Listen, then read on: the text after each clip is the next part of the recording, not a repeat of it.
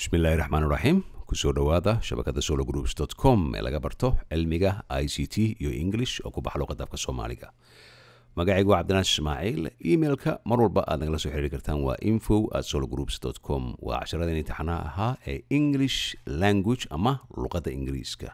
Waa English basics. Marka basics waa waxyaalaha fudud haddii aad maqashid, kaasoo ah everyday English in conversation. Maalin walba Ingiriiska la kulantid isla markaana lagu wada hadlo ama dadku ay ku wada hadlaan. Marka waxa muhiim ah xilliga aad ku jirtid barashada luqadda Ingiriiska waa in aad sameysay waxa la yiraahdo conversation. Hadalka waa muhiim. Journal la akhriyo, radio la dhageysto, TV-ga la daawado luqadda Ingiriiska. Sababtoo ah ereyo aad u fara badan ayaa kaga soo baxaya.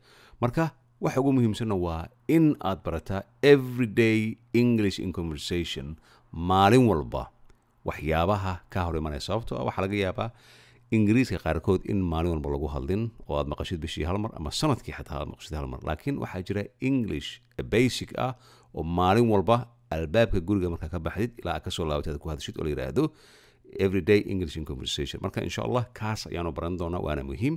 waxaana mar dhow imaan doonaa imtixaanaadkii Solagroups dhanka Englishka ayaa imaan doonaa. Marka waxaan filayaa ardayda qaarkood in ay isku diyaariyeen luqadan muhiimka ah. Ugu horeyn waxaa halkan igu furan shabakada Solagroups.com. haddii aadan memberka ahayn halkan tag, member ka dhig. Memberka waa dhanka Englishka iyo dhanka ICT-ga. marka xilliga aad heshid memberka isdiiwaangelisid, magacii aad ku geli lahayd ayaa halkan ku yaala. waa isku diiwaangelisay, kadibna waxaanu gelaynaa dhanka iyo shabakada ayaanu gelaynaa si aan u barano luqadda Ingiriiska. ugu horeyn English halkan ayaa tegaysaa, tutorialka ayaan tegaynaa. waxaad eegtaa beginners pronunciation, English test, elementary, beginners part 2 English. marka waxyaalo fara badan ayaa ku jira oo aad ku baran kartid. marka waxaanu ka bilaabaynaa learn basic English. marka basic Englishka asan ay u shaqeeyaa different topics iyo detailska sidan ah. alphabetka waan naqaanaa, xayawaanaadka, midabyada, computerka, maalmaha iyo day, maalmaha iyo dates iyo taariikhda. Greetings, isa salaamida, sida qaabka la isu salaamo ama dadku la isu nabadeeyo ayaa la yiraahdaa. dhalashada iyo wadamada, nationalities and countries. marka casharadii hore waxaa xusuus mudan in aan ku soo baranay waxyaalaha ay kala duwan yihiin UK English iyo American English. طبعا waxaan ku baranay Ingiriiskan waa United Kingdom based English oo wadanka Ingiriisku ka soo bilowday. Numbers, people and appearances, dadka iyo qaabka ay yihiin. People, dadka iyo qoysaska, xilliyada kala duwan, shapeska, waqtiga, cimilada iyo wadanka la yiraahdo United Kingdom. marka ugu horeyntii طبعا basic markuu yahay alphabet waa inaan naqaanaa oo aan baranaa. marka alphabetka ayaa wuxuu kala baxaa qaabkan A to Z oo aan naqaanaa, A B C ilaa meesha ku dambaysa qof walba yaqaana. marka vowels ayaa jira. vowelska waa A E I O U, kaasoo ah A E I O U ayaa wuxuu noqonayaa vowelska ayuu noqonayaa. halkan waxaa yaala oo asna muhiima in la barto consonantska ayaa halkan yaala, kuwaasoo ah B C D F G H JK. kuwan laga saaray. vowel iyo waxaa loo kala saaray consonants ayaa saan loogu kala saaray. marka xilliga rhythmingka lagu sameynayo, alphabetical orderka lagu sameynayo, waxaa la raacada following letters rhyme with each other, kaasoo ah sound sidan ah A B A H J K B C san ayay isu raacaan marka rhythmka lagu sameynayo. طبعا kuwan waa very basic, qof walbana waa yaqaanaa. marka waxaa kaloo jira phonetic alphabets ayaa jira. wadamada reer galbeedka sida North America iyo Europe waxaa inta badan lagu isticmaalaa wadamada Ingiriiska lagu hadlo. طبعا when spelling xilliga hingaada, especially over the phone, waxaa isticmaalaa air traffic controlka, dadka gawaarida tagaa sida kaabka la yiraahdo wada, dadka ka shaqeeya meelaha tigidhada lagu jiro. sababtoo ah ereyada qaarkood xilliga wuxuu ku leeyahay especially over the phone, xilliga telefoon lagu hadlayo ereyada way isu eg yihiin. marka waxaa la isticmaalaa a phonetic alphabet to avoid confusion, si la isaga ilaaliyo in wax qaladaad ay dhacaan. sababtoo ah ticket haddii lagu jarayo oo aad tidhaahdid magacayga waa cali aad tidhaahdid oo c lagugu jiro alina uu ahaa marka diyaaradda lagu ogolaan maayo marka confusionkan ereygan waa muhiim meel baad ku maqlaysa marka a like alpha charlie echo golf india kilo mike oscar quebec sierra uniform whiskey yankee bravo delta foxtrot hotel juliet lima november marka xilli aad qof hingaad aad u samaynaysid qaabkan ayaa loogu sameeyaa phonetickan ayaa loogu sameeyaa marka halkan waxaa yaala a common simpleskan waxaan ku naqaanaa keyboardka computerka inuu wato ayaan ku naqaanaa dhibicda koowaad waa kan full stopka ah kan hakadka waa comma calaamad su'aal question mark exclamation waa kan khatarta halista ah weeye colon kuwan tabcan dadka programmingka IT-ga isticmaalaya aad u isticmaala aadna u yaqaana iyo semicolon markuu yahay hyphen ayaa la yidhahdaa dashna waa la yidhahdaa marba waxay ku xiran tahay waddankaad ka isticmaalaysid hyphen ayaa la yidhahdaa dash ampersand ayaa la yidhahdaa kan iyo ayuu noqonayaa virgule forward slash kan waxaa la yidhahdaa reverse virgule backward slash ayaa loo yaqaana waddanka ingiriiska at waa naqaana email ayaa loo isticmaalaa hash ama pound sign ayaa la yidhahdaa north america pound symbol lacagta astaanta lacagta waddanka ingiriiska laga isticmaalo sterling la yidhaahdo euro symbol kan ayuu noqonaya iyo dollar symbol apostrofka kan ayuu noqonayaa a title abstract xidig ayuusan u noqonayaa kan wuxuu noqonayaa acute accent grave accent quotation mark oo sidana programmingka adaga lagu isticmaalaa parenthesiskan left iyo right isaga imaanay programka loo isticmaalaa kan waa loo isticmaalaa square bracket kan oo left bidixda iyo midig left waa bidix right waa midig left right brace kan waa loo isticmaalaa laftigiisa waxaa loo isticmaalaa programmingka iyo ugu dambeyntii left right angle brackets saan ayuu noqonaya marka symbolskan waa inaad barataa xilliga sababtoo ah xitaa wuxuu ku kaa caawinayaa dhanka iyo programmingka marka capitalizationka aad ayuu muhiim u yahay wuxuu ku leeyahay when spelling a word for someone it's sometimes necessary to let the person know when letters need to be written in capitals shaqal dheer and when you need to be written small mararka qaarkood waxaa muhiim ah xilliga spelling aad u samaynaysid qof aad u sheegaysid wax qoraalada qaarkood xarfaha waa inay ahaadaan shaqalka dheer kuwana shaqalka gaaban tusaale ahaan how do you spell UNESCO waa naqaanaa please ayaa lagu yidhi marka capital ayuu wuxuu noqonaya UNESCO طبعا waa United Nation kan wuxuu leeyahay how do you spell a T online please a capital T dash dashka waa kan capital O iyo small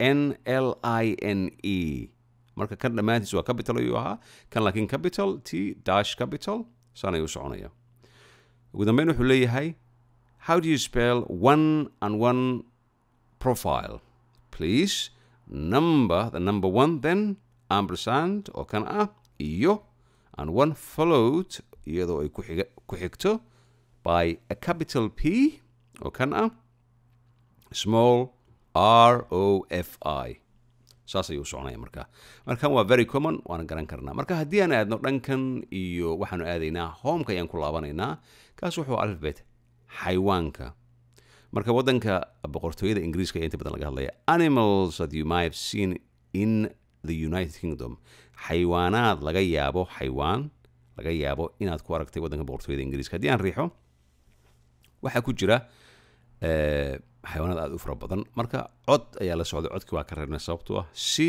aan u barno ardayda xayawaanaadkan kala duwan marka learn about animals in UK kan iska ilowaan ka saarnay codka baro ayaa lagu leeyahay xayawaanaadka animals in Britain waddanka UK Britain waa la dhahaa animals in the farm beeraha kuwa jooga animals in a house pets xayawaanaadka guryaha lagu haysto waxaa la yidhahdaa pets ayaa la yidhahdaa PETS ayaa la yidhahdaa iyo codka animaalad oo aan ka saarnay xayawaanaadka codadkooda ama siday u yeeraan in Britain waddanka boqortooyada ingiriiska we have a lot of wild animals waddankan ingiriiska oo Britain la isku yidhaahdo waxaa laga helaa xayawaanaad maaragtay duurjoogto kale ah wild ah waxaa jira shimbiraha birds ayaa la yidhahdaa fish waa kalluunka ama malayga insect waa cayayaanka iyo mammals waxaa la yidhahdaa xayawaanaad kala duwan kuwa biyo ku nool iyo kuwa banaanka jooga mammals ayay noqonaya we also have waxaan kaloo ku haynaa waddankan ingiriiska domesticated animals xayawaan laga dhigay domesticated macnaheedu waxay tahay guri ku hayn xayawaanka guryaha lagu hayo ayaa la yidhahda domesticated la yidhahda sida tusaale ahaan eyga sida bisada ama mukulaasha and animal we keep as pets iyo kuwa aan xanaano guri ku xanaanino marka wild animals in Britain here are some of the most common ones inta badan aan aragno marka sawirka waa kan badger ayaa la yidhaahdaa xayawaankan waddanka ingiriiska ayaa aada looga helaa waxaana uu keena inta badan cudurka TB-ga ee ku dhaca lo'da ayuu keena marka aad ayaa maaragtay loola dagaalamaa loo laayaa waddankan ingiriiska marka a generic name generic haddaad maqashid magaca u guud ah oo u dhaxeeyo ayaa la yidhahdaa kan generic name marka ma labba ma dhadigba markuu yar yahay group namekiisa iyo wixii kaloo macluumaada marka badgerka waxaa leeyahay ama s badgers hadday yihiin plural ay yihiin hadduu yahay lab bor ayaa la yidhahdaa hadduu uu yahay female ama dhadig sow ayaa la leeyahay caruurtooda yaryarka ah a cup oo kid hadday ay badan yihiin asxaab badan ay yihiin colony ayaa la yidhahdaa marka an old English name for badger is a brock they live in a set waa magac hore oo ingiriiska looga isticmaalo oo la yidhahda brock marka bats waa fiidmeerta ama bat markuu male yahay markuu female yahay waa male and female kale la yidhahda markay caruurta ay yihiin haysan pup ayaa la yidhahdaa colony markay group ay yihiin bats xayawaankan fiidmeerta ah waddanka UK ama United Kingdom waa la ilaaliyaa oo lama ogola in waxba lagu sameeyo marka kan waa diirtii aan naqaanay Soomaali aan ku naqaanay waa diir iyadana hadduu yahay lab stack dow ayaa la yidhahdaa hadday gabar ay tahay ama dhadig caruurta yar found markay soo socdaan head ayaa la yidhahdaa marka ereyadan waa ereyo aad muhiima inaan qabanno aan ku noqnoqono dawacada fox ama foxes dog fox friend magaca u fiirso she fox fix cap skulk fox leaf and earth banaankan marka adduunkan banaankay ku nool yihiin meel walbay joogaan hares waxaa la yidhaahdaa markuu yahay male jack markay gabar tahayna jill waa magaca ingiriisa labadan hareskan kolley af soomaaligiisa waxaan filayaa inaad heli kartaan waa xayawaan wuxuu u eg yahay xayawaanadan banaankana ku nool wuxuuna u eg yahay xayawaanadan maaragtay la xanaanaysto ayuu eg yahay marka leveret ayaa la yidhahdaa down group markuu yahay hares wuxuu forms ay isku raacaa uu iskula socdaa hedgehog waa naqaanaa waa xayawaankan maaragtay qodxaha leh ee dusha kale marka af soomaaliga haddii lagu waayo hedgehog idinka ayaa keeni doona waa xayawaankan maaragtay hedgehogga qodaxda dhabarka ku wata bor ayaa la yidhahdaa so piglet prickle moolka godadka ayuu qodaa male iyo female pup iyo labor mouseka waa saasoo kale dooliga bug dow pup nest otters dog beach kitten family rabbitka waxaa la yidhahdaa saasoo kale rabbitka waxaa la yidhahdaa marka rabbitka ayaa isku qaldina heerka waa kala duwan yihiin marka bug dow kid bunny colony ratka waa kala duwan yihiin ratka iyo mouse waa kala duwan yahay bug dow kitten pup nest marka sana ayaa la yidhahdaa squirrel bug dow pup dray there are two kinds of squirrels in UK laba nooc ayaa kala jirta common one grey iyo oo midabkiisa ah iyo squirrel oo red squirrel la yidhaahdo red squirrelka waa a native haddaa maqashid waddankan ayuu kasoo jeedaa stotka ayaa jira jack jill weasel marka kanna waa shimbiraha marka sana ayaad u raacaysaa magacyadoo dhan sana ayaad u raacaysaa sababto ama doonay inaan waqti ku lumino sana ayuu soconaya ilaa shimbiraha ugu hooseeya uu gaaro magacyada la kala yidhahdo sana uu gaaro marka kana wuxuu kuu sheegayaa kuwanoo dhan kan shinidoo kale kan balanbaalista waxyaalahanoo kale kaduwan waxyaano xayawaan ayaa ku jira marka haddii ereygan lagu weydiiyo waa inaad taqaanaa tots marka say u kala duwan yihiin fiiri frogs say u kala duwan yihiin iyo totska say kala yihiin waa cold blood animal xayawaanka leh ee dhiigga qabow ayaa la yidhahdaa reptiles sida masaska iyo kala duwan marka waad aragtaa lobster iyo crabs say u kala duwan yihiin marka xayawaanaadka jooga meelaha beeraha ah farmska oo domesticate laga dhigay oo guryaha lagu haysto waa iyagana waa xayawaan noocan ah waa maaragtay lo'da diirta sida eyga dameerka waa ujeedaa dhammaantood magacyada ay kala leeyihiin sidan tusaale ahaan kan waa faras horse ama horses stallion mare foal ayaa la yidhahda markuu nin yahay markay gabar tahay marka labi dhadig marka shimbiraha kale sida chickenka duck goose maaragtay malayga ama kalluunka mammals ku leedahay waa kuwan marka kuwana biyay ku nool yihiin kuna banaan ku nool yihiin this is mammals marka saanuu noqonayaa male tom queen kitten sana ayuu soconaya ilaa uu ka gaaro meesha ugu dambeysa oo ah shimbiraha kala duwan iyagana iyo malayga sidan ah marka codadkoodana uu ku jiraa marka halkan animals make a distinctive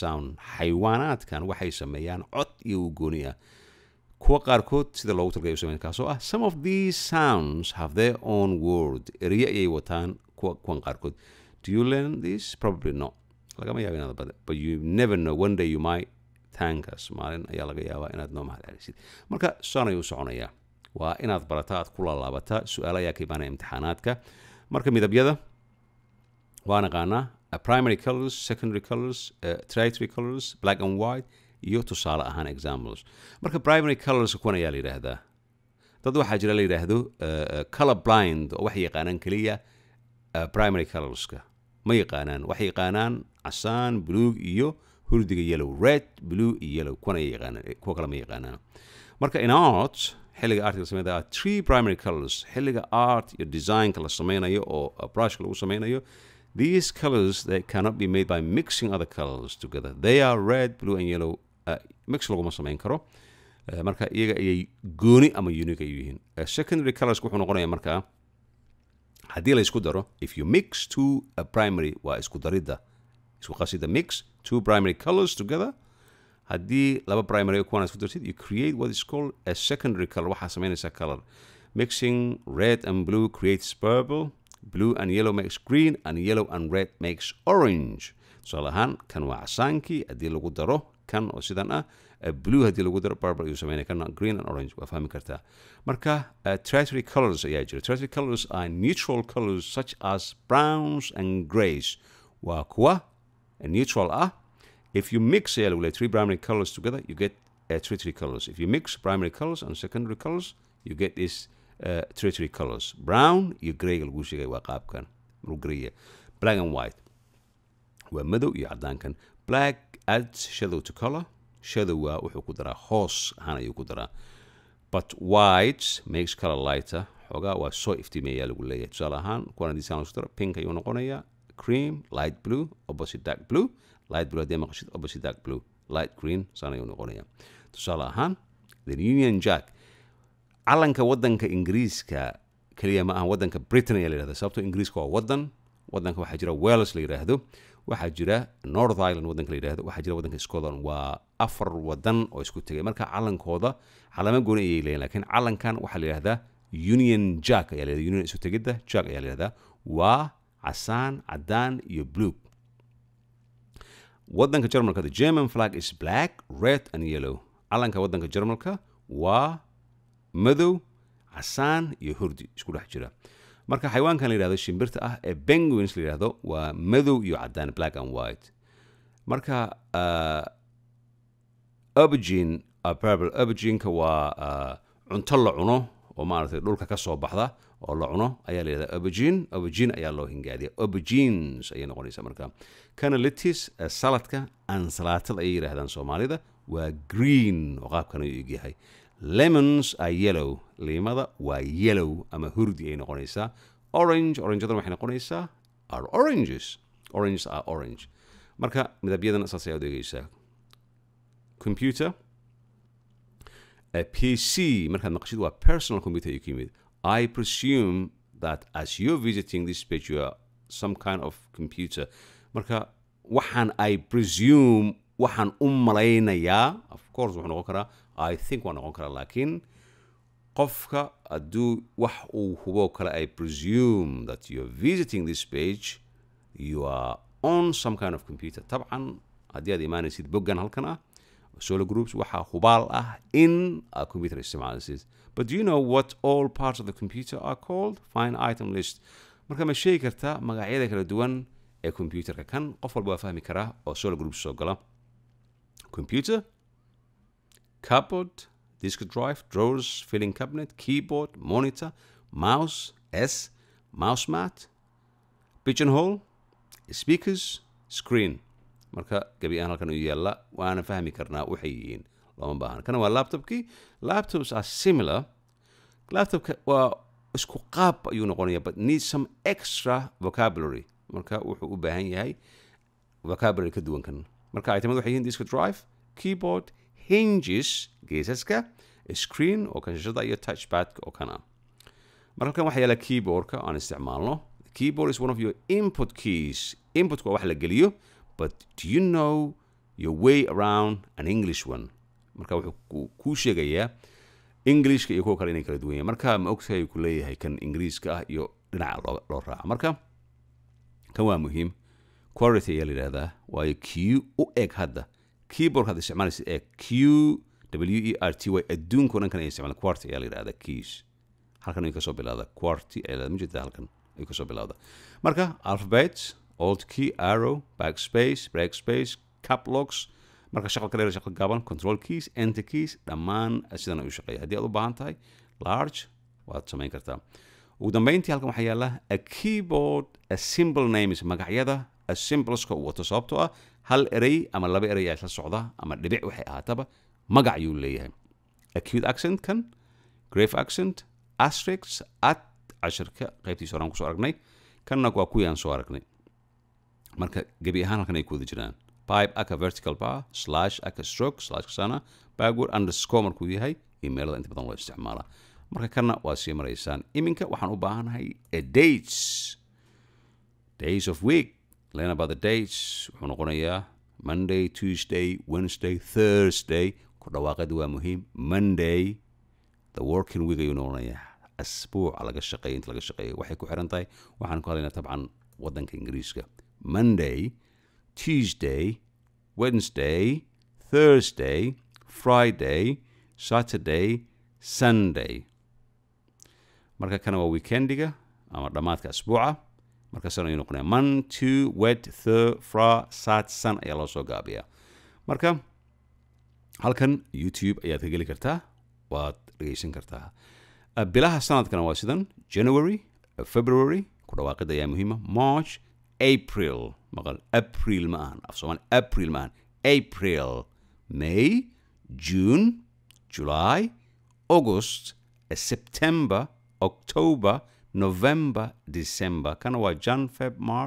up May June sana ayuu soconaya dates maalmaha bisha tabcan February way ka duwan tahay wuxuu u soconaya the first second third qofka hadduu ku yidhaahdo goormaad duulaysa hadduu ku yidhaahdo 6 November marays the 4th the 6 saas ayuu u yeeraya saas ayaa loo baahay inuu u yeero marka 13 14 20 24 20 sana ayuu u soconaya expressing the year sheegida how we write the year 2008 1900 1959 and 2000 marka 2008 1900 1959 the year 2000 qaabkaas ayaa express loo sameeya marka express year express date the 1st of January 2004 kan wuxuu noqonayaa the 7th of September 1959 kan wuxuu noqonayaa August the 12th 2003 marka qaabka loo qoro iyo qaabka loogu dhawaaqo prepositionka marka symbol kan symbolkiisu wuxuu yahay for a single days and days we use on for example I was born on the 7th of month waxaan dhashay todobada bisha for months we use in ayaan isticmaalna for example I was born in ayuu noqonaya marka saas ayuu kala duwan on iyo in sana ayuu kala duwan yihiin my birthday is on September the 7th طبعا ما dhihi karno my birthday is in ma dhihi karno waa on naturally speaking how to ask the date and day or date what day is it please it's Tuesday kule qof ayaa leedahay what day is it please calaamad su'aal what day is it please is it the 1st of April what the day today please is the 1st of April san ayaa loo kala weydiiyaa marka interesting stuff waxyaaba xiiso leh AD haddii aad maqasho inta badan waa arkaysaa taariikhda iskuullada Soomaaliya nabi ciise ka hor nabi ciise kadib ayaa la isticmaali jiray waa Latin AD waxay u taagan tahay ereygaas oo ah Anno Domino waa Latin for in the year of our Lord waxay ka hadlayaan xilligii nabi ciise ayaa laga soo gaabiyey ciise horti ciise dabadii saas ayay ahaan jirtay Soomaaliya abbreviated iyadoo laga soo gaabiyey as AD it defines an epoch based on traditionally reckoned year for the conception or the birth of Jesus of the Nazareth is used in the English language denote years of the start of this time kan waa sidaan usoo baranay nabi ciise hortii nabi ciise dabadii saan usoo barnay iskuullada ayuu noqonayaa xilliga lagu wado inuu dhashay rasuulka nabi ciise PC kan waxay u taagan tahay waa Latin before Christ nabi ciise kor ayuu noqonayaa for the ancient Greek ancient ereygan haddii aan maqashid mar ka imaado waa hore waa yadii hore waa ancient history taariikh hore Christos or annotate one referring to Jesus abbreviated as a PC it's used in the English language to donate years before the start of this time kan wuxuu noqonayaa before Christ Anno Domino ka duwan ayuu noqonayaa ka hor nabi ciise ka hor nabi ciise kadib ayuu noqonayaa Some non-Christians also use abbreviation ADPC without intending to acknowledge a Christian connotation.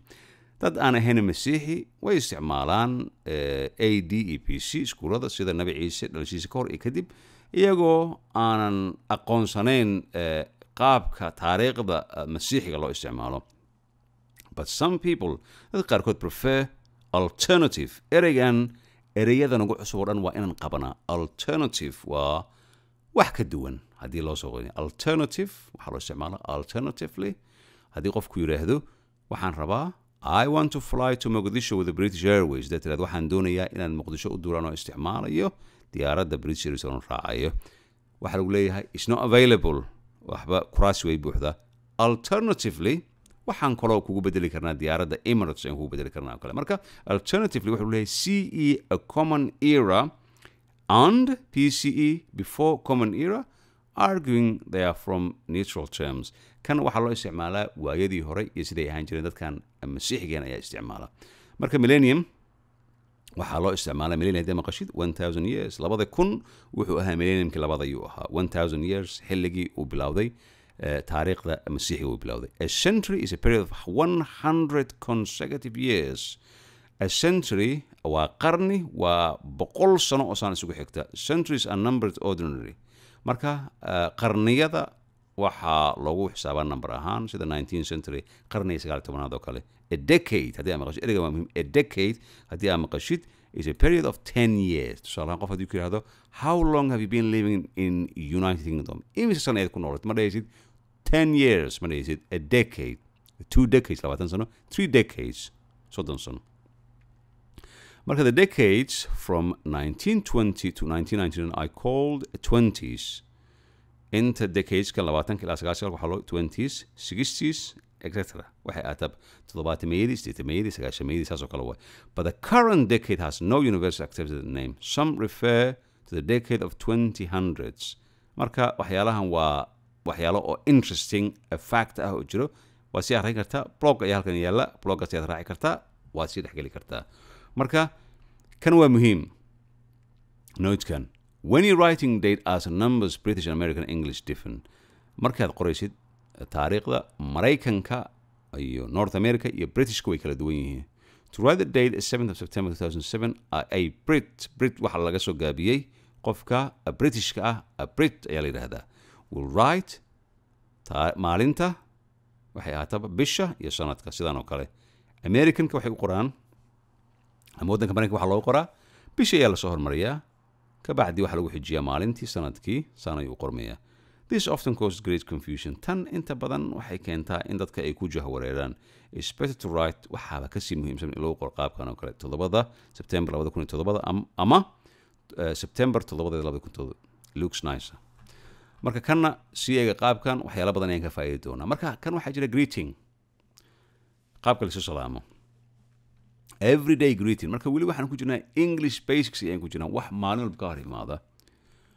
subaxdii good morning galbihii good afternoon maqribyadii iyo habeenkii good evening ismax salaameynta goodbye ayuu noqonayaa marka qofka qaabkan ugu dhawaaqo eed good morning ereyga waa in la maqlaa qofka intaad all right ma dhihi kartid good morning good afternoon good evening iyo goodbye marka a good night waa habeenkii oo ku artaan sawirka kanna waa good night saan ayuu noqonayaa marka a special greetings ayaa jirta salaamo khaas ah ayaa jirta qaab lasu salaamo sida happy Christmas oo merry Christmas xilliga lagu jiro December 25 dadka masiixiga waxay yiraahdaan Happy Christmas iyo Merry Christmas sanadka cusub markii 6 saac ay saacadu ay dhaafto 12 January Happy New Year marka ereygan Carabta iyo Soomaalida kuma jiro waa P ayuu noqonayaa marka ma dhihi kartid Happy New Year ma dhihi kartid waa inaad tiraahdaa Happy New Year xilligan masiixiyiinta ayaa isticmaala Happy Easter waa bisha April Easter ay yiraahdaan kana a good luck imtixaan wuxuu galayaa sida gaariga loo kaxeeyo nasiib wanaag ee good luck kana wuxuu leeyahay jaamacadii ka qalin jarbiyay congratulations or well done hambalyo si fiican ayaa samaysay qof ayaa xanuunsan wuxuu leeyahay get well soon caafimaad fiican hel waqti dhow shaking hands waddanka suu kaga duwan yahay waddan kale qaabka isku salaamo a shaking hands wuxuu noqonayaa gacanta la iskaliya gacan gelin when meeting someone formally for the first time we shake their hand and say how do you do or pleased to meet you marka ugu horeysa oo qof aan isqaabilno inta badan gacanta ayaa la iskaliya iyadoo la yidhaahdo how do you do the first time how do you do ii waran iska waran oo kale ama aad baan ugu faraxsanahay inaan kula kulmo qof kalena wuxuu leeyahay marka bal eeg how do you do isn't really a question it just means hell how do you do marka ma noqonayso calaama su'aal wata laakiin su'aal ma ahan waa qaab wanaagsan oo loo yiraahdo haye iska waran oo kale when young people meet informally they say to each other xilliga ay isqaabilaan dadka dhalinta yar inta badan waxay jiraan give me a 5 shanta fara ayaa la isku dhuftaa ana slap waxa la yiraahdaa isku dhufashada ayaa la yiraahdaa shanta farta la isku dhufto their hands together waa high five dhalinyarada waxay isticmaalaan erigaas ayay isticmaalaan high five give me a 5 oo kale marka adoo 40 jir ama samayn karta taban high five generally guud ahaan we do not shake hands with the people we know well dadka aan maaragtay si fiican isu naqaano oo maalin walba is aragno ama la shaqeyno ama qoyska ka mid ah inta badan gacanta la isma geliyo in a world so badly shaken is it wise to shake hands perhaps a gentle steady holding will be happier things marka waa cartoon uu soo saaray Michael Leung uu soo saaray oo maaragtay ka sheekeynaya isgacangelinta kulli waa sii kartaan nationalities aad ayuu muhiim u yahay sababtoo ah waa wadamada dhalashada wadamada luqadda iyo flags oo ah calamada in English all countries adjectives describing the products people or service from the country are proponyms and as a such start with a capital letter erey walba oo adjective-ka ah oo Englishka all countries wadamada oo dhan waxay ka bilaabanayaan capital letter qaabka ay u socdaan waa proper nouns ayuu noqonayaa marka for example Ireland Irish Belgian tan ayuu noqonaya marka wadamadii waa kuwan waxaan ragnaa Australian nationality official language luqadda waa English marka sidan ayay u soconayaan Egyptian Arabic nationality waa dhalashada waddanka sidan ayuu u soconayaa ilaa aan ka gaarno Somalian luqadda looga hadlo official language Somali iyo Mai luqadda la yiraahdo Swedish marka Switzerland oo kale eeg Swiss ayaa la yiraahdaa dadka French German iyo Italian ayaa looga hadlaa marka waddan kasta luqadda Wales waddanka la yiraahdo oo ka mid ah boqortooyada Ingiriiska English iyo Welsh ayaa looga hadlaa marka kana eeg South Africa oo kale intan luqad ayaa looga hadlaa oo kala duwan marka eekan capital of a country is the most important town or city of the country and is usually the seat of government and administrative center, the place where the leaders of a country or state meet and work. wuxuu ku leeyahay caasimadda waddankaas waa magaalada ugu muhiimsan ee waddanka inta badan dowladda ayaa fadhisa oo maaragtay baarlamaanka iyo meelaha laga maamulo waana inta badan meelaha laga shaqeeyo oo dowladda ay ka shaqeyso marka waddankii Australia capitalkiisa waa Canberra Egypt waa Cairo England waa London marka haddii la arko Scotland tusaale ahaan North Ireland North Belfast ayuu noqonaya waa regional capital marka waddan ma ahan waa boqortooyada Ingiriiska ayuu ka mid yahay marka sana ayuu soconaya ilaa uu kasoo gaaro Soomaaliya oo ah caasimadeeda Mogadishu kan ah marka sana ayuu soconaya Wales waa regional Cardiff طبعا United Kingdom caasimadeeda waa magaalada London marka haddii aad doontid tijaabo ayaad isku samaynaysaa si aad u soo kala saartid flags waa maaragtay waxaa la yidhahdaa bandiirada ayay yidhahdaan soomaalida koonfur calankana waa la yidhahdaa flags bandier wuxuu ka imaaday luqadda talyaaniga ayuu ka imaaday bandiera ayaa lagu yidhahdaa luqadda talyaaniga flags when describing the flag of a particular country you use adjective that describes nationality xilliga aad calanka waddan aad tilmaamaysid waa inaad isticmaashaa adjective si aad u sheegtid nationalityga marka country Australia the Australian flag saanu noqonaya Austria the Austrian flag Belgium the Belgian flag Brazil the Brazilian flag marka saanu soconaya ilaa laga soo gaaro طبعا calanka Soomaaliya Somalia the Somalian flag saanu noqonaya South Africa the South African flag saanu noqonaya marka saanu u soconay tusaale ahaan haddii aan iraahdo the Netherlands flag ma Dutch flag marka kan wuxuu noqonayaa noo sheegayaa description-ka ayaa noo sheegayaa hoos haddii aan sii aado ilaa meesha ugu dambaysa soo gaaro ah Wales the Welsh flag kan ayuu noqonayaa iyadoo waddanka Ingiriiska ka mid ah ayuu haddana kala duwan yahay marka waxaan filayaa kanna iyo waxyaalo badan aanu ka baran doono numbers numberada طبعا waa naqanaa whole numbers are known as a cardinal numbers used for counting numberado dhan a cardinal ayaa loo yaqaan cardinal numbers eraya muhiim ah mar walba la isticmaalo waa a simple word pronounce it 0 not 0 1 saan ayuu soconaya more numbers saan ayuu soconaya marka si fiican u eg 11 12 13 14 15 16 17 18 19 20 21 30 40 50 60 70 80 90 100 101 1000 1 million 1 billion saan ayuu soconaya marka ordinal numbers used for ranking kala saraynta waa rankingka loo sameeyo sida FIFA ranking waddanka adduunka ugu ciyaar fiican oo kale rankingkaas ayaa loo sameeyaa kala saraynta ayuu noqonaya in figure first ayuu noqonaya marka ma oran kartid Brazil طبعا هذا ما أهان Germany one كما دي كرتيد one ما دي كرتيد وا first ayuu noqonaya marka waa ordinal numbers in words in first sana ayuu qormaya second Brazil second fourth fifth sana ayuu soconaya marka kana waa ordinal numbers are often used fractions ay la soo marka fractionka aad ayuu muhiim u yahay waxaad egtaa simple-ka eg 1 in 8 waxaa la kala jaraya wax walba imisa waxaa lagu leeyahay Soomaali ayaa ku nool waddanka Canada oo kale tusaale ahaan haddii dadku ay yihiin boqolkiiba haddii la yidhahdo 1 in 8 waa Soomaali haddii la yidhahdo dad badan oo Soomaaliya ku nool marka pronounce 1 in 8 1 in fifth 1 in quarter 3 quarters 1/3 2/3 1/2 kala bar ayuu noqonaya marka sida loo kala jarjaro kan waa fractionka kala jaritaanka sums xisaabinta sumska a symbol-ka kan wuxuu noqonayaa plus minus ka jarida take away laga qaaday a multiplied by times la isku dhuftay loo kala qaybay divided equals waxay la mid tahay point iyo percentage markan xisaabada ayaa la galsaa martan 1 plus 6 means 2 multiplied by 2 divided by 2.5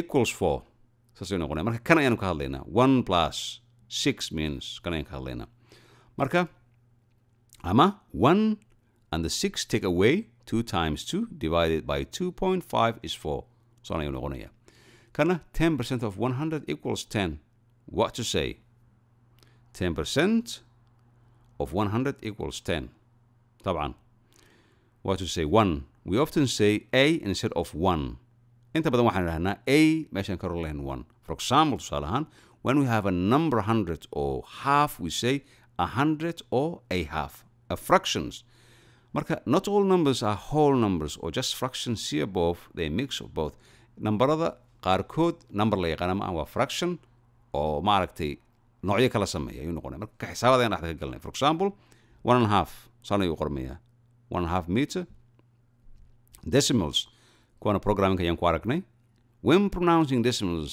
we use the word point to represent a dot xilliga aan pronunciation ku sameynayno decimalka waxaan isticmaalnaa wordii point si dot uu representative ama uu uga ahaado mas-uul uga ahaado haddii laaf Soomaaliyeeyo the numbers following the dot are pronounced separately numberadan raacaya dotka si kala duwan ayaa loo kala jira for example when you have the number 1.36 we say 1.36 squared cubed power of tusaale ahaan square number are written we say 2 squared oo kan ah equals 2 times 2 2 squared equals 4 ayuu noqonaya laba ku dhuf ayuu noqonaya a cubit number are written, we say 2 cubit equals 2 times 2 times 2 equals 2 cubit.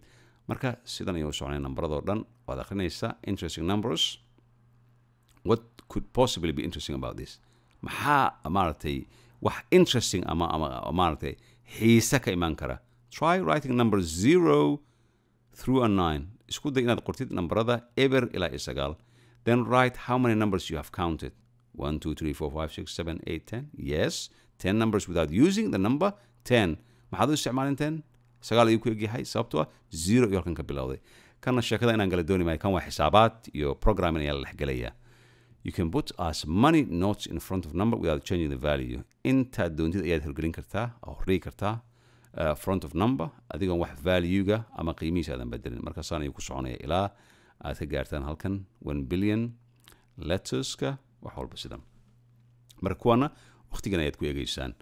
waxaa halkan yaalla appearance. kan aad ayuu muhiim u yahay. appearance waa maaragtay qaabka uu qofka shakhsiga ama xayawaanka ama wax walba ay ogyihiin sida la isku garto. appearance, what's his appearance? qaabkuu egyahay waa qofka siduu egyahay. marka dherarka siduu dhisan yahay, timihiisa, indhihiisa, nooca timihiisa, waxyaalo oo ka duwana maaragtay astaan u gooni ah complexion. the other features wuxuu aada complexionkiisuu yahay, qaabkiisuu yahay. marka dherarka he's tall waa dheer yahay. he's very tall waa nin aad u dheer. he's short waa gaaban yahay. he's quite short waxaa lagu tilmaami karaa qof shakhsi aad u gaaban. waa dhexdhexaad. average haddii ama qashid waa dhexdhexaad. normal medium height waa dherer dhexdhexaad ah asaan usii dheereen. he's relatively normal height caadi ahaan, relatively caadi ahaan waa dherarkiisa waa iska caadi. marka dhismaha qofka ka dherarku ahaa qaabkuu dhisan yahay. she's skinny waa negative. waa maaragtay waa caato waa negative. marka si baan u fiiri wejigana eeg waa negative. she's anorexic.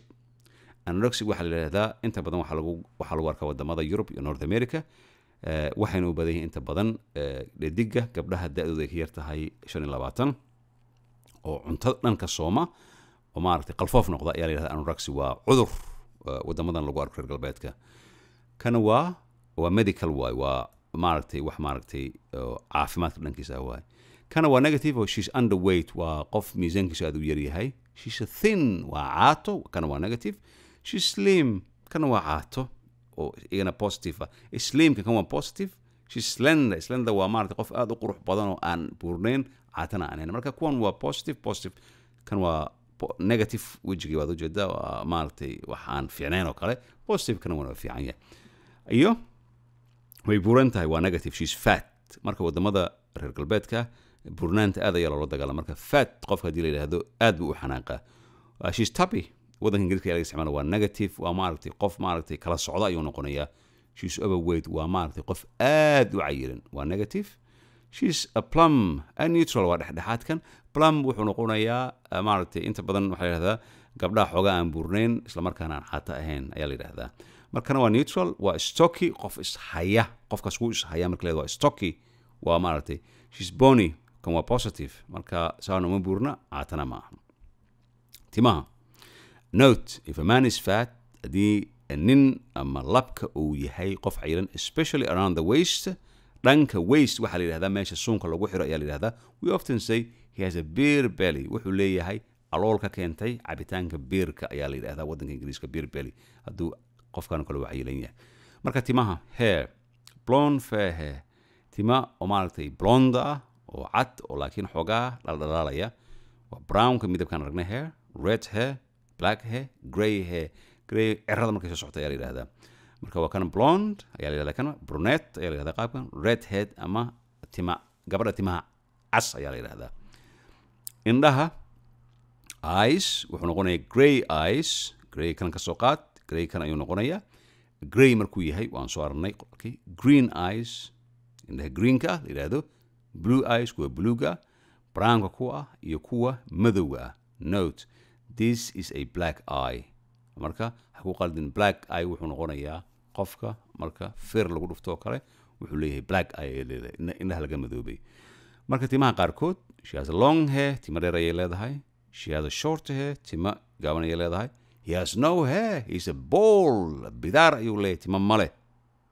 fahmi kartaa qofka laga wado halkan waxaa leeyahay she has a medium length hair tima dhexdhexaad ayay leedahay oo saanu si dheereen she has a medium length hair isku sidii ay leedahay waana short hair gabadhan waxay leedahay tima gaaban marka san ayuu soconaya straight hair tima oo maaragtay toosan ay leedahay straight black hair she's a medium waa tima ayaa lagu sheegaya marka type of complexionka waa qofka wadanku u dhasho kale intuu kasoo jeedaayo kale siduu yahay oo kale marka qaabkaas he's Asian he has a light brown skin waa qofka yimid qaaradda Aasiya midabkiisa waa light brown brownkan maaragtay midabkan brownka ah oo maaragtay lalaalayo kale ayuu noqonayaa she's black waa madow she has dark skin waxay leedahay midabkeedu waa madow he's a white waa cadaan wuxuu leeyahay fair skin maaragtay jirkiisa waa cadaan oo kale light tan skin xogaa waa yara madowdahay laakiin tan waxaa la yidhahdaa xilliga qoraxdu ay ku dhacdo dadka cadaanka ah ayaa la yidhahdaa tan xogaa suwaysoo yara madowdan she's a white way caddahay she has a very pale skin jir aad u cad ayay leedahay other features waxyaalaha kale qofka lagu garto oo lagu soo can you spell the name the feature marka kartaa mustache waa shaarbaha mustache ayaa la yidhahdaa garka waxaa la yidhahdaa beard chin waxaa la yidhahdaa garka ayaa la yidhahdaa garka aan leen maaragtay halkan ayaa la yidhahdaa garka sidana forehead wejiga hore Soomaali inta badan lagu gartaa nostril sankiisa halkan ayaa la yidhahdaa nostrilka san la yidhahdaa marka waa waxyaalo kale qofka lagu soo qaban karo eyebrow waxaa la yidhahdaa halkan ayaa la yidhahdaa food waxaa la yidhahdaa waxaan filaya in la yidhaahdo eyebrow waxaa la yidhahdaa hareedka something like that luqaddu way kala duwan tahay Soomaalida a cheeks halkan camo burburan ayay leedahay a fringe kan ayaa la yidhahdaa halkan lips waa kuwan waa bushumaha a teeth iyo ilkaha ayay noqonaysaa some features qaab kaloo la soo garto it might not be polite to mention to them mana fiicna polite ma ahan wax wanaagsan maaha in qofka loo sheego in uu qaabkaas u yahay a crowfeet lacaline dadka maaragta markay gaboobaan halkan ka soo baxa crowfeet ayaa la yidhahdaa kana wrinkles qofka haddii yidhahdo he's got wrinkly waxaa la yidhahdaa qof markuu gaboobo oo maqaarka jirkiisa isku soo dhiga ayaa la yidhahdaa wrinkles kana scars ninka meel dhaawac ka gaaray ama waxay ku dhaceen yidhahdaa any part of the body where the wound has healed any part of the body qayb ka mid ah jirka where a wound waxaa la yidhahdaa dhaawac ku soo gaaray oo kale has healed waxaa la yidhahdaa oo bogsaday dhaawac meel ka bogsaday ayaa la yidhahdaa kan oo kale sports inta badan wuxuu ku dhacaa gabdhaha iyo wiilasha da'dooda ay ka yar tahay 25 pimplena waa la yidhahdaa pimples any part of the body but the most noticeable on the face inta badan jirka dhan wuu ku dhexi karaa laakiin inta badan wejiga hore ayaa lagu gartaa marka ereyadan waa inaan qabanaa intaan oo dhan waa inaan qabanaa sidaan u qabanaa markan aad ayuu muhiim u yahay marka madibani ayaa la yidhaahdaa marka people talk dadka isla hadlayaan gabadhan waxay tiri cunugan gabadhan iyada dhashay ee la fadhiisa waxay tiri mom hooyo who is a tall handsome man in this photo hooyo waayo ninkan dheer ee quruxda badan oo sawirkan kugula jiro kale sawir waxay eegaysaa waagii aabbaheed hooyadiis guursadeen markaasay tiri that's your father kaasi waa aabbaha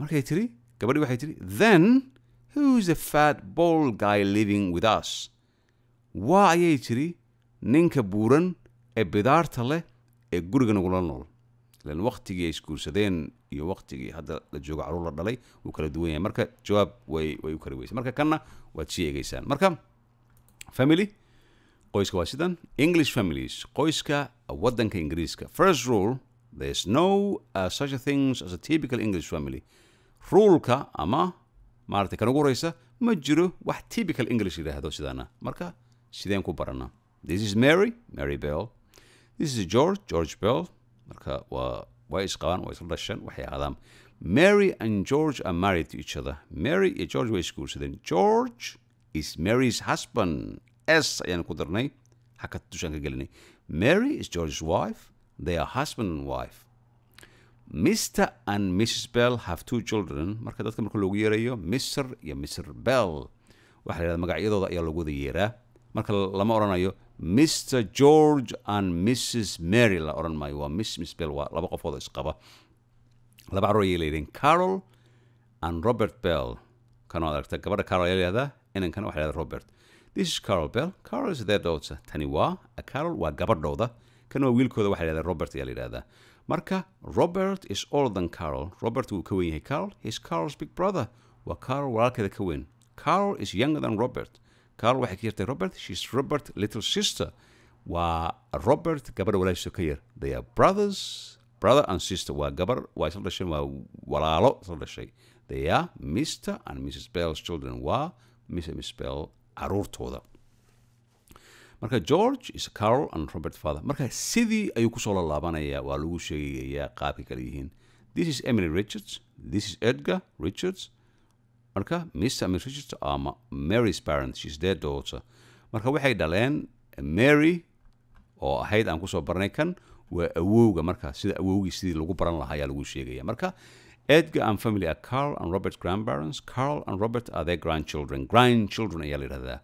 Mr. Richard is their grandfather. Waa awowgooda. They call him granddad. Qaabkaasay ugu yeeraan. Miss Richards is their grandmother. They call granny ayeeyo awowe. Saas ayuu noqonaya. Marka Mr. and Miss Roberts have another daughter, Anne. Gabar kale ayay dhaleen. She isn't married. Anna is Mary's young sister. She's youngest. Qoyska ugu yar. She isn't married. Weli ma guursan. Waa single. Waa keligeed. She's Carol and Robert auntie. Waxay eeda u tahay Carol iyo Robert oo ah gabadhan iyo wiilkan ayay waxay u tahay eeda u tahay.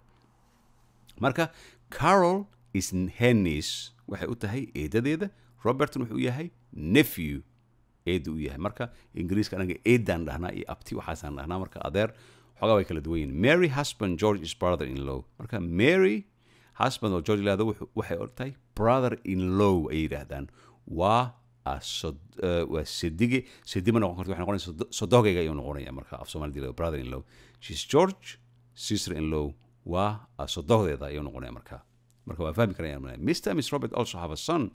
waxay kaloo leeyihiin wiil la yidhaahdo Charles brother isaga ayaa isku soo laabanaya. Marka Charles waxa uu leeyahay was married mar buu guursaday but he isn't anymore. He's divorced. way kala tageen xaaskiisa ma way isfureen. He's George's brother-in-law. waa sidi George sidigiisa brother-in-law waa sidiga saas ayuu noqonaya. This is Emma. She's Charles' baby. Charles ayuu dhalay. marka saan ayuu soconaya. Niece, uncle waa adeer. she's his niece. waa adeer oo maaragtay dhanka kale loo soo riday. marka familka qoyska saan ayuu noqonaya. qoyskana waxaan filayaa inaad raacaysaan xilliyada. Marka in United Kingdom there are 4 seasons. 4 xilli ayaa jira. Each is separated 3 months. mid walba waxaa loo kala saaray 3 bil ayaa loo kala saaray. tusaale ahaan xilliga spring la yidhaahdo xilliga hore waa maaragtay xagaaga waa March, April and May. March, April and May. Summerka xilliga kuleelaha waa June, July iyo August. xilliga autumnka hore intaan la gaarin xilliga qaboobaha wadanka United Kingdom ayaa laga hadlaya waa September, October iyo November. winterka xilliga qaboobaha ugu daran waa bisha December, January iyo February. Each season that has distinctive weather and cultural significance. xilli walba wuxuu leeyahay hawada ama xilliga ka duwan iyo marka dhaqan ahaana micno ayuu leeyahay. significance saas ayuu ku imanaya. Spring tusaale ahaan spring days are longer. maalmaha aad ayuu dheer yihiin. The weather is warmer. xoogaa waa yar kulushahay. But it often rains. inta badan roob ayaa da'a and can get very windy. dabeeshan aad ayuu socota. Windy waa dabeesha. Rain waa roobka. We celebrate Easter in spring. Easter waan soo arnay. waxaa loo dabaaldegaa Easterka dadkay u dabaaldegaan. Summerka xilliga kuleelaha. In summer days are long. maalmaha aad ayuu dheer yihiin ilaa iyo habeenkii 10 ayay gaarayaan. And the weather usually warm. inta badan hawadu aad ayay kulushahay. Sometimes even hot. aad iyo aad u kulul. We usually go on holiday. inta badan dalxiis ayaa la aadaa xilliga summerka. Autumnka xilliga la yidhaahdo aan winterka la gaarin. Autumnka days are shorter. maalmaha way yar gaaban yihiin. It gets cold and leaves fall from trees. way qabow ayaa bilaabanaya. geedaha waxaa ka soo dhacaya maaragtay waxyaalaha ku dhegan geedaha ayaa ka soo dhacaya. leaves ayaa la yidhahdo luqadda Ingiriiska. We celebrate waxaa loo dabaaldegaa Halloween xilliga autumnka winterka. Days are short. maalmaha way gaaban yihiin. In generally inta badan waa qabow. inta badanna waa maaragtay roob ayaa da'a oo maaragtay biyo ayaa socda. waa wet. waa qoyaan. sometimes snows inta badan mararka qaarkood baraf ayaa yimaada. We celebrate waxaan u dabaaldegnaa ayay yidhahdeen United Kingdom a Christmas in the winter xilligaas. marka haddii aan soo degno preposition of the time we use for reason, for example, in Russia it's cold in the winter. Most of the season have their own adjectives. Spring, there is no real adjective, but you could say spring-like. ergeysa isticmaalaysa. For example, the weather is very spring-like. maaragtay hawada waa qaab spring adoo yiriyo kale December lagu jiro. hawadu maanta waa summer oo kale ayuu noqonaysa, waa summer-like taas oo kale waay. marka the adjectives is summary ayuu noqonaya, waa summary. For example, I like summery weather. waxaan jeclahay hawada markay yara kulushahay ay wanaagsan tahay. kana adjective autumnal ayaa la yidhahdaa. For example, there is an autumnal feeling in the air. hawada waxaad ka dareemaysaa in ay tahay xilliga autumnka. winterka adjectives is wintry ayuu noqonaya, winter ma noqonayo. For example, the forecast say there will be wintry showers tomorrow. dadka hawada saadaalay waxay yidhahdeen berrito waxaa laga yaabaa in roob oo maaragtay qabow wata uu soo dhigo. ugu dambayn, the names of the days and the months always begins with the capital letters, but seasons don't. For example, maalmaha, the names of the days and the month of bisha waxay inta badan ku bilowdaan gebi ahaan shaalka dheer capital letter, but season don't. tusaale ahaan seasonka xilliyada kala duwan. Christmas is in December during the winter. si fiican u eg w kan waa shaqal gaaban, December waa capital letter. I like it, aad baan uga helaa when Christmas day is on Sunday. aad baan u jecelahay maalinta Christmas day haddii ay tahay maalin Sunday. marka saas ayuu kala baxaa. kanna inaad ku dhufanaysaan. shapes,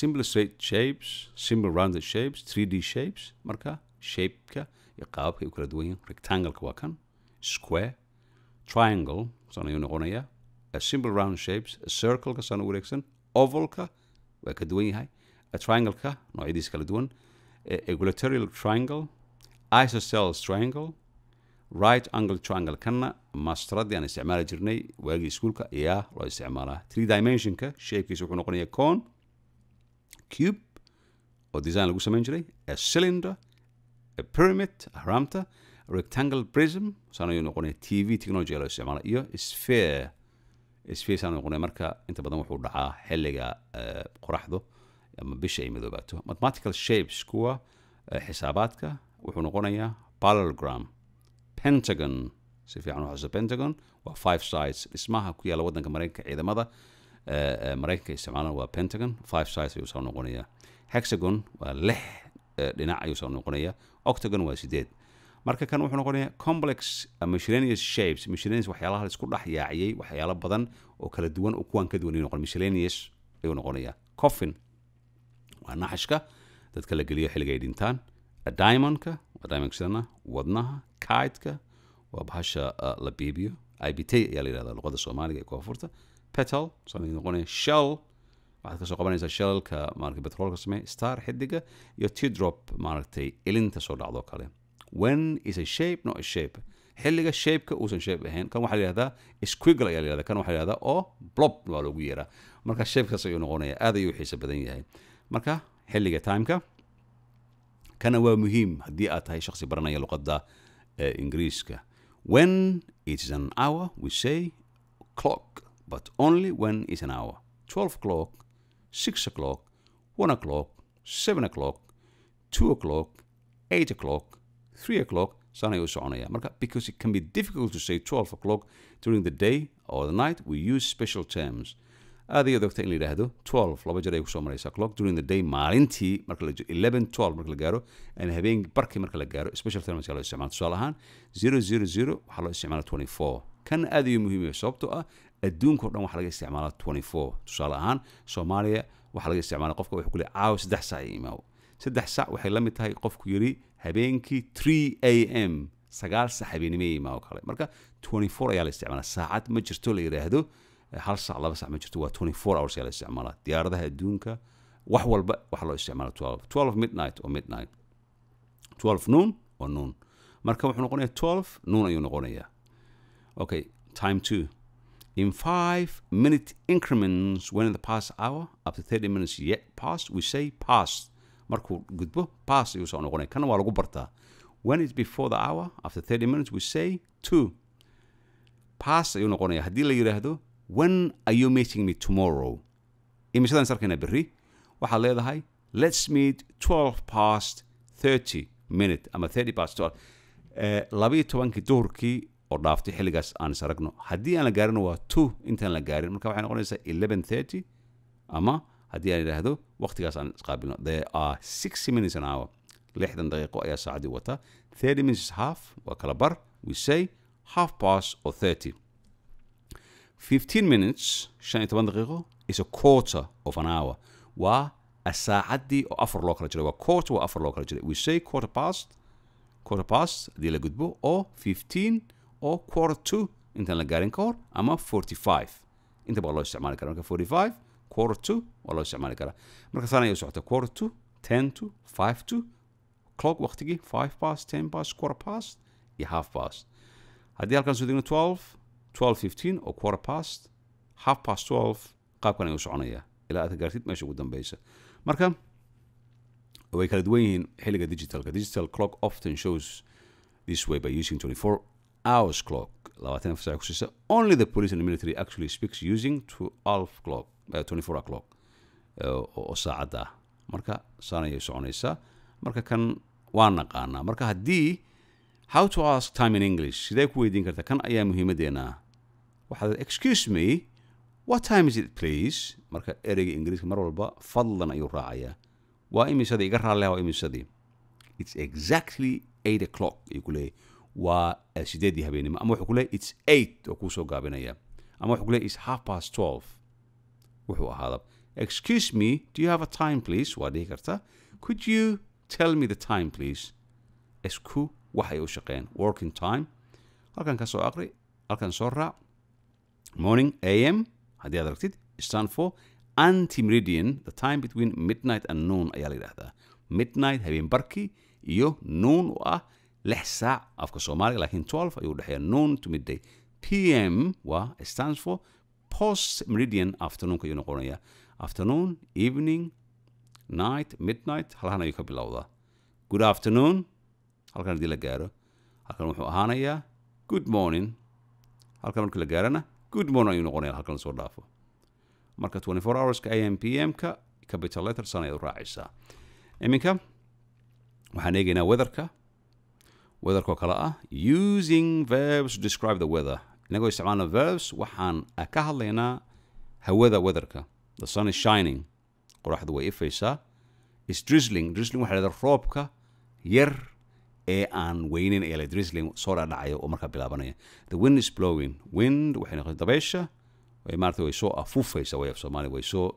furinaysaa oo kale is raining roob ayaa da'aya rain is falling roobka ayaa soo da'aya is hailing waa hail snowstorm waxaa imaanaya baraf dhagax ah oo ka soo da'a wadamada Yurub iyo Mareykanka ka soo da'a is pouring the rain is pouring down roob oo waxaa socda maaragtay aad u fara badan ayaa socda snowing baraf ayaa da'aya thundering waxaa la socda gugac hilaac iyo roob iswada wata marka iyadoo la isticmaala adjective to describe the weather is sweltering or is sweltering day waa maalin aad u kulul sweltering ayaa loo isticmaalaa oo it's sweltering day freezing waa maalin aad u qabow is freezing or is freezing day warm is warm qorax way soo jeedaa laakiin ma ahan aad uma kulula ay fiican tahay cold is cold day maalin iska qabow laakiin barafna ma da'ayo saasna ma sii quba sunny cloud waa maalin maaragtay hogosha ama daruuraha ay qarinayaan ayuu noqonaya waa cloudy day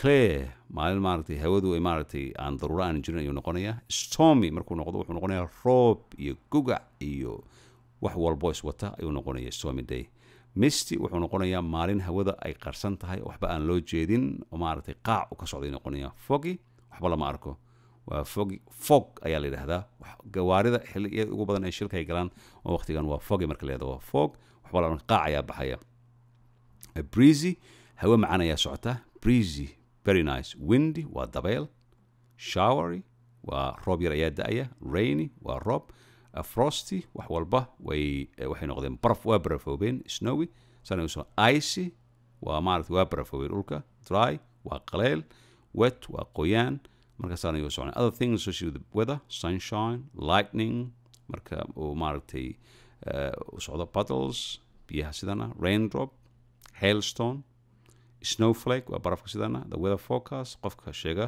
hawada saadaaliya frost saanay u soconaya sanay u kala duwan ilaa meesha ugu dambeeya gaartid kadib ugu dambeyn waxaanu imaanaynaa United Kingdom wadankan dictionary adeegaysa general waa comprises England, Wales, Scotland, North Ireland, Isle of Man and the Channel wajizada yaryar ku agyaala ayuu noqonaya United Kingdom ayaa la isku yiraahdaa marka waa 4 nationalities ama kala duwan wadamo England, English, Scottish, Wales ana ayuu noqonaya meeshuu ku yaallo inta uu yahay dadka ku nool warshadahooda waxyaalaha soo saaraan beerahooda qaabka wadankooda loo maamulo United Kingdom waxaa la yiraahdaa Great Britain and North Ireland waa monarchy waa boqortooyo marka boqorada Ingiriisku Elizabeth ayaa ka madax laakiin wax awood oo maaragtay siyaasadda ma leh wadankan qaabka uu u shaqeeyo wadanka male maaragtay dastuur male common law waxa la isticmaalaa wadankan dastuur aan lahayn marka xisbiyada ka jira wadanka waa sidan wadanka England waa kan Wales waa kan Scotland waa kan marka connection was saanay noqonaya this is wuxuu noqonayaa maaragtay xilliyada dabaaldega St Andrew waa wadanka Scotland New Yearka Edinburgh Festival maaragtay dhammaan North Ireland xilliga Ulster waa leedahay wadankan Ulster dee maqashid waxaa laga wadaa North Ireland dhanka wadanka Ingiriis ka mid ah magaaladeeda taariikhdeeda xilliyada la soo maray boqortooyada wax walba saan ayuu noqonaya marka runtii waa 10 haddii la eego aad u dheer isla markaana aad u xiiso badan waana everyday English noqonaya basics everyday English oo aan filayo in aad si fiican u raaci doontaan waxyaalo badan imtixaanka laga soo doono insha Allah waxaan filayaa inaad aad ula dhacdeen English basics oo kamid ahaa luqadda Ingiriiska everyday English in conversation maalin walba kuwada hadalka ama waxyaalaha la kulantid luqadda Ingiriiska wixii macluumaad ah ee casharkan iyo casharada kale ICT English mar walba info@solagroups.com anigoo ah macallin Cabdinaasir inta hawada kulmi doona waxaan kaga tegayaa wassalaamu calaykum waraxmatullaahi wabarakaatu